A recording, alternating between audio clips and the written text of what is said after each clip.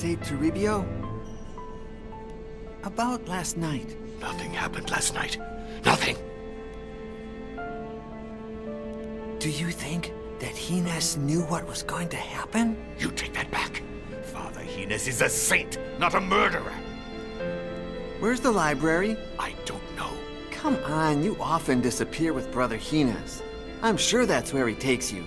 Of course.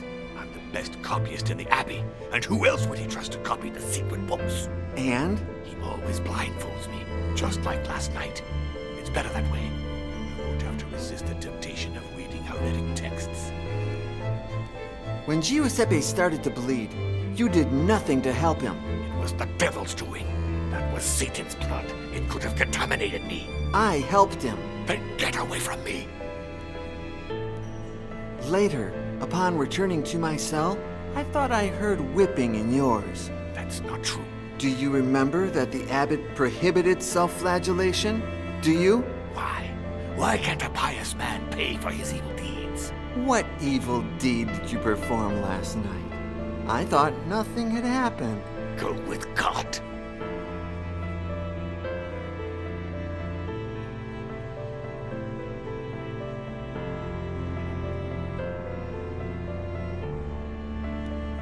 About last... Nothing happened. What do you think happened exactly? Didn't I tell you already? It was the devil's doing. He has possessed that book. I thought the devil specialized in possessing people. Are you really that naive? He can possess the very air you breathe. I heard that about 2 years ago, in a village far away, the devil possessed a hog so that it would devour the son of a noble. That's amazing. What are you copying? A text lacking in righteousness. Hortensius by Cicero. If the book is everything you say it is, why are you copying it? Because that cursed Father Ezekiel is contaminating the soul of our dear abbot. He manipulates him with his science and his art to lead him off the righteous path. I wouldn't rule out the use of magic either. But was it not the very same book that led St. Augustine of Hippo to embrace faith? What's that? Oh, yes, but God can write straight on crooked lines. That does not prove that the book is not impure. Furthermore, St. Augustine was a sinner before he was a saint. Grant me chastity and continence, but not yet. Pervert.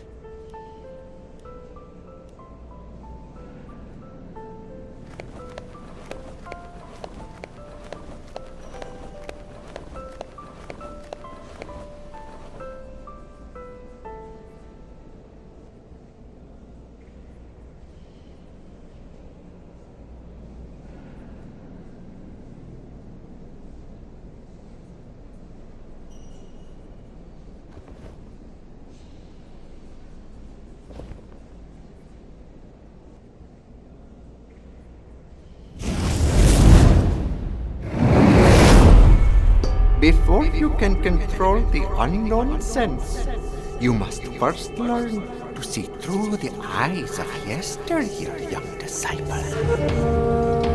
Your mind stores every single detail of everything you've seen. Close your eyes and say goodbye to today. Focus, breathe, then open them anew. And yesterday, he's here again.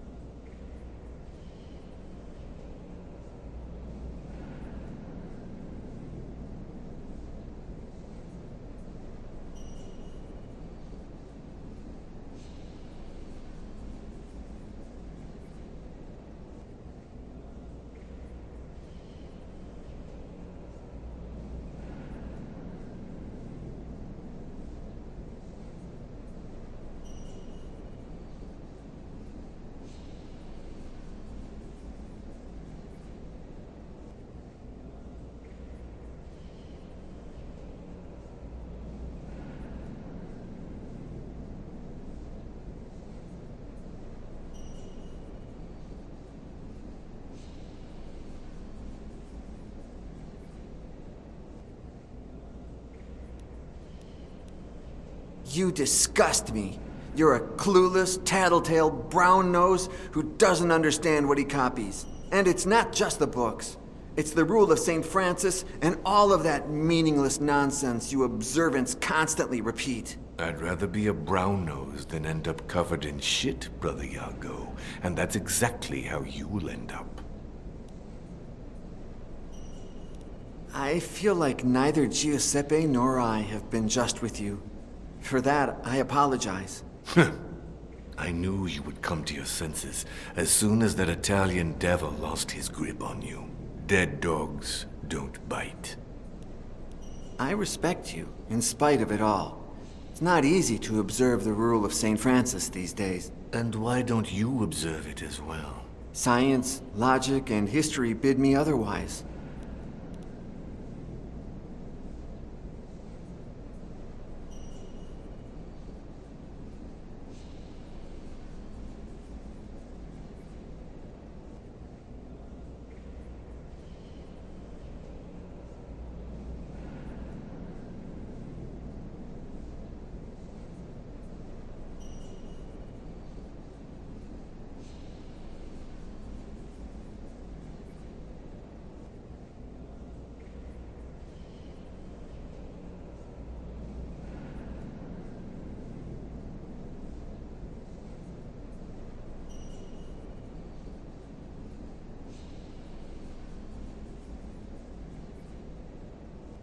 Why did you have to die? Who knows? Those Greek gods you love used to claim the beautiful first.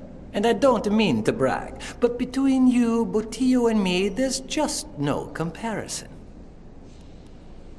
I will never forget you, brother. Botillo sure won't forget me. At least not until you find out why Father Gines calls him so much. Did Gines give you a proper Christian burial as promised? I think you know the answer better than I do. Whether you're ready to admit it is another story.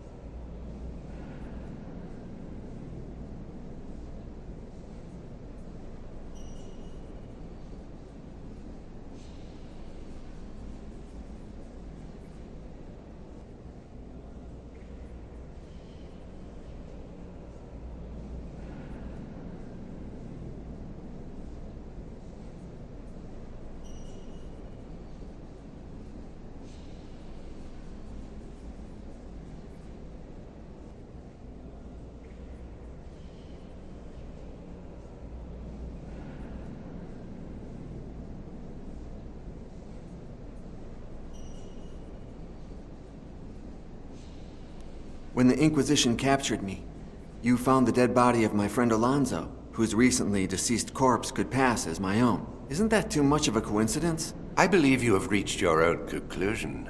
But remember what I always tell you. Chance does not exist. It is Satan's hand.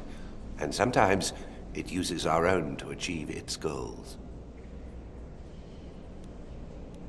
You knew that Giuseppe would die upon reading the book, didn't you? All I had were suspicions, the same as you. You said you appreciate me for my talent with languages. What will happen the day I'm no longer useful? Have you ever seen me do someone harm? Don't fret. Although, you are the devil's son. How could you ever cease to be useful?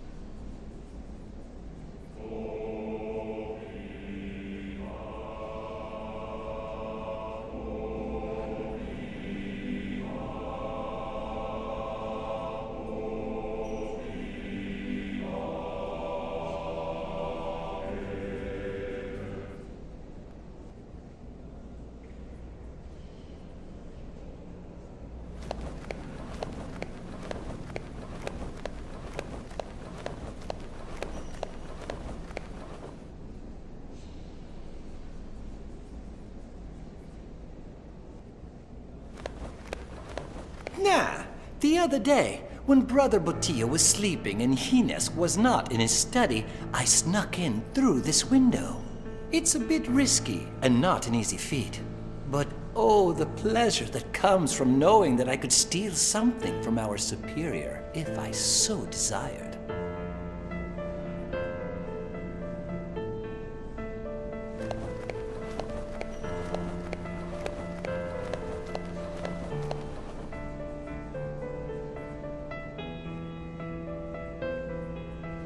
Shh, don't tell a soul. We'll have a good laugh tomorrow. I'm going to make Brother Botillo lose some weight.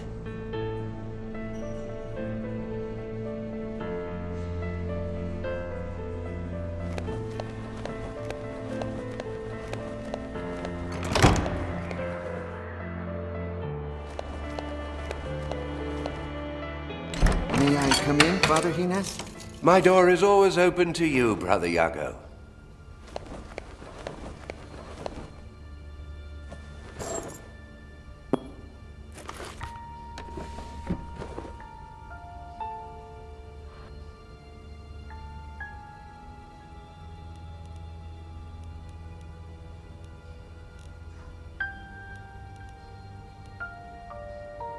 What if I had read the book? Would you have left me to die? Not in the slightest. I wanted you to see the power of the book, but you're not ready yet. You said you would grant Giuseppe a Christian burial. Have you done so already? Ursus took care of it before the morning prayers. Don't worry about it. I'll pray for him. Don't waste your prayers. Keep them for you and for me, but send them to your father, Satan. Beg him to grant us the ability to read that book. Where were we last night? It's best if you don't know. Why? You are my most prized possession. I don't want to lose you. What if Toribio had read the book? That coward! He would never have even tried. I only took him to incriminate him. I was afraid he'd badmouth me to the observants. Now he won't dare. The book has a Y on its cover. What does it mean? I don't know, Brother Iago. My name is Miguel. Iago is only the name you gave me after helping me escape the Inquisition. It starts with a Y. Don't jump to conclusions.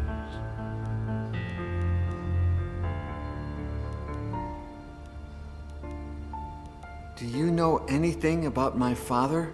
Yes. He rebelled against God and turned into Satan.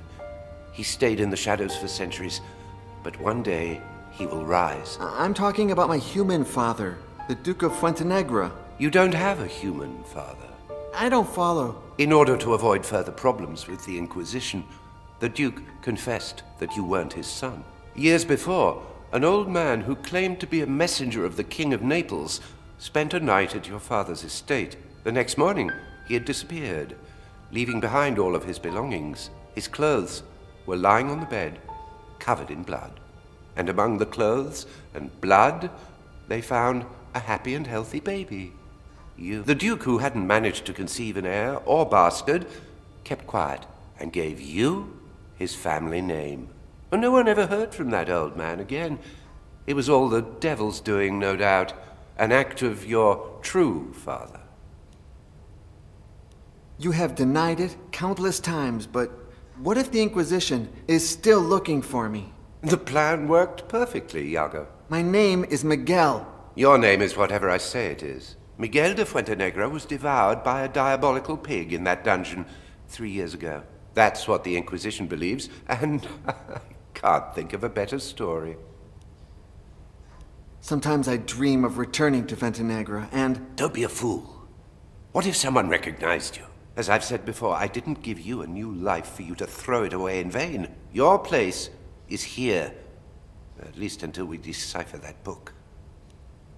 When you saved me, you were already master copyist of Santa Brigida. And Fuentenegra is more than 20 days away. How did you find out about me? One of my most grateful pupils is now a scribe of the Holy Office. He knows of my commitment to understanding ancient books, unknown languages, and lost knowledge. When the Inquisition set their sights on you, he contacted me. I left immediately and arrived just in time to save you.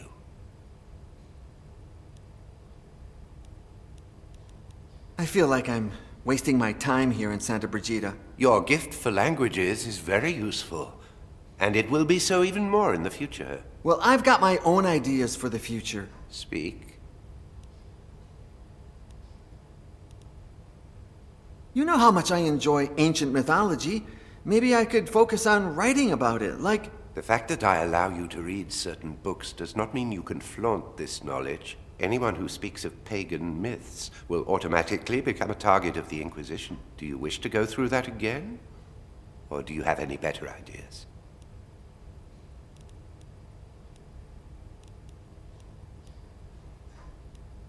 I know you're not fond of Father Diego and the other observants. How could I be? Their insistence on returning to the rule of Saint Francis is ridiculous. Their idea of poverty makes me laugh. You need money to preserve the knowledge of books, and a full stomach to think with clarity. But you pretend to like them. I must. If not, they'd rally against me in my library. They'd find out what I'm hiding sooner or later, and they wouldn't like it. Don't you think our abbot is a saint? Oh, no doubt. He has a view of the future, and would certainly embrace anything that Father Ezekiel and the like propose. But he knows that without the observance, he would lose his grip over the monastery. That's why he tries to please them. And he's not the only one. What do you think of Father Ezekiel? He stands up to the observance and understands the world through reason. So brave, and yet so naive. The only reason that governs this world is that of your father, the devil. I do prefer him over that gang of lunatics, no doubt. But I must proceed with caution and not show him too much esteem. By the way, he should be showing me how that printing press of his works sometime soon. I don't understand why you always favor Brother Toribio. You are the better pupil, no doubt. But you'll be better off if you draw little attention to yourself. On the other hand, commending Brother Toribio helps me win over those he sucks up to, the observants. What makes you so attached to Ursus? His gratitude, just as yours, bonds me to you. You saved Ursus's life as well? What had he done? Oh, I don't even remember. You've forgotten? When the Inquisition wants to execute someone, they don't need an excuse. Who cares?